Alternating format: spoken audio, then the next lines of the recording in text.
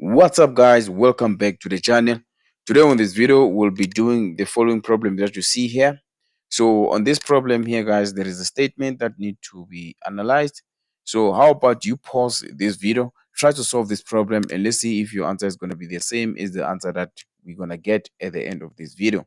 Now, before I solve it though, I just like to say thank you very much, guys, for watching, subscribing to the channel, and also not forgetting those who like and share the videos. If you haven't subscribed to the channel, subscribe to the channel because I solved questions like this one and also previous question papers as well.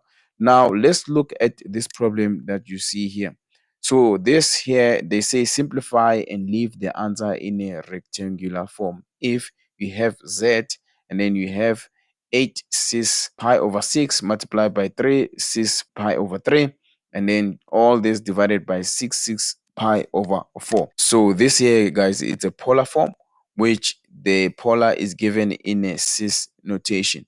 But then let's look at our angles here. Our angles are given in a radians because we have pi on all of these complex numbers.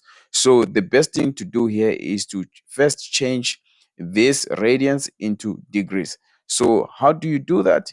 You just multiply these angles with 180 divided by pi. So this is going to change it into degrees. So this here is going to give us 30 degrees, right?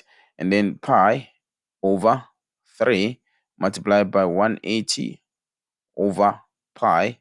This here is going to give us 60 degrees. And the last one, which is going to be pi over 4 multiplied by 180 over pi, and this here is going to give us 45 degrees. There we go. So when it's like this, we can rewrite this in a notation that we are familiar with. We can say z is equaling to, let's look at the numerator. We have 8, and then we have polar, and then pi over 6 we just calculated is going to give us 30 degrees.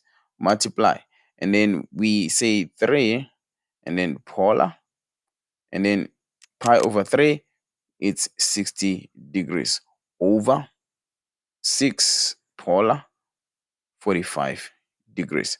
Right, so when it's like this, it's easy for us to actually calculate. But then do not forget, guys, this is in a polar form. In the numerator, we have two complex numbers that are multiplying each other in a polar form, and one complex number that is dividing everything. Just in case you don't know how to do this one, I've made videos on how to multiply and also how to divide complex numbers in a polar form. Go to the description and click on those videos, and also the icon will pop up on the top right of this video. All right, so let's continue. Now, when you multiply, let's look at the numerator. The modulus, which is 8, and 3, they're going to actually multiply. So 8 multiplied by 3, they're going to multiply. As for arguments, they're going to add. So we have 60 plus 30 degrees. So this, they're going to add. Now, we're going to keep the denominator underneath there as it is for now. All right.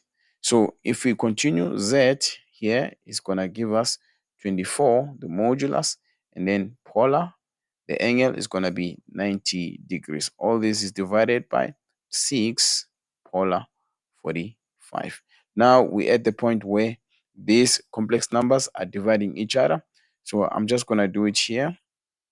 Z is equaling to, now the modulus, they're going to divide each other, which is going to be 24 divided by 6. As for arguments, they're going to subtract 90 minus 45. So the final answer is going to give us 4 polar, 45 degrees. So this is a simplified answer when it is in a polar form. So do not forget, they want us to leave our answer in a rectangular form. So I'm going to show you guys how do we actually change from this polar form to rectangular. So you can rewrite this here as follow. You can say z is equaling to r cos theta plus imaginary sine theta. Guys, this here is another notation for polar form. So if we do this, this is going to be z, and then modulus, which is 4, and then we say cos 45 degrees plus imaginary sine 45 degrees. Guys, I've made a video where I've done this. You can go to the description again where I left the video converting from polar to rectangular. Go to the description, click on that video, and also that video will pop up on the top right of this video here. So if we continue, we're going to have 4. And then what is cos 45? You can write it as root 2 over 2 plus imaginary. What is sine 45? Also is root 2 over 2. And then from there, we remove the bracket. When you remove the bracket, we multiply by 4 throughout them. So if you multiply by 4 throughout, you're going to be left with 2 root 2 for the first one plus imaginary 2 root 2 for the second one.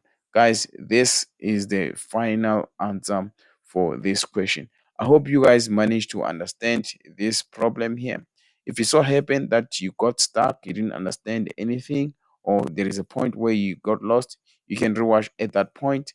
And if that doesn't help, you can leave a comment in the comment section and I'll try to answer you to my level best. But if this video helped you to understand this type of a question and also helped you to understand how to convert from polar to rectangular, do not forget to like and share the video.